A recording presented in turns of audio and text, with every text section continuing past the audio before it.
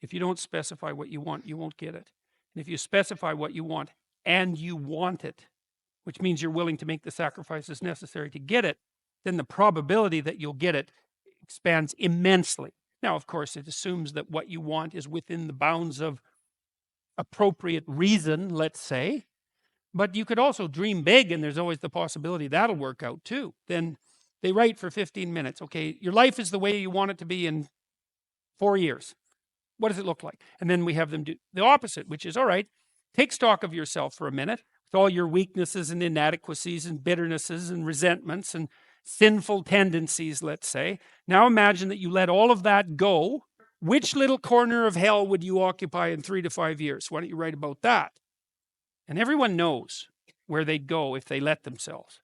And so then you have something to avoid and you have something to strive for.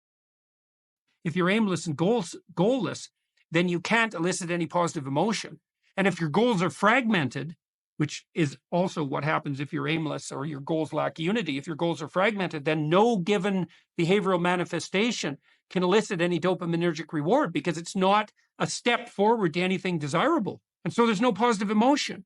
And so you can't learn. Well, according to your account, I didn't know that. See, I didn't know that when you put yourself in a state of apprehension in relationship to a valued goal, that your neuroplasticity improves and you can learn better. That's very, very cool. We tell people that when they sit down to write an essay, that's the most important thing you have to do is you have to have a question in mind that you regard finding the answer to as worthwhile. Otherwise, the whole exercise is a lie. So even if you're assigned a topic, you have to find something within the topic that grips you.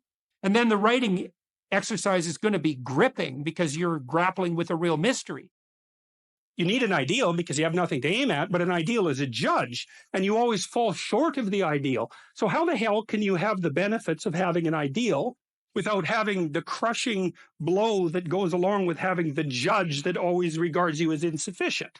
So I was trying to work that out in the chapter, and this is something I've had to work out a lot as a clinical psychologist. It's like, well, let's say you need a goal, but we don't want to let your distance from the goal crush you. So you got to set up a goal, and then you got to break the goal down into parts so that you can move towards it and you have a fairly high likelihood of doing it. So that's a bit of practical, I wouldn't say advice. It's because it's better than advice. It's some practical knowledge about how to go about achieving an aim. Set a high aim, but differentiate it down so you know what the next step is, and then make the next step difficult enough so you have to push yourself past where you are, but also provide yourself with a reasonable probability of success. First of all, you have to get yourself in the right mindset. You're trying to take care of yourself like you would care for someone that you cared for. And then you have to have a vision. And so the vision would be, well, okay, 3 to 5 years down the road, if your friendship networks were configured properly, what would that look like? If you were pursuing a career that would be appropriate for you and sustaining for you, what would that look like? How are you going to educate yourself? How are you going to take care of yourself mentally and physically? What could that be like if you had what you needed? Realistic in what you needed.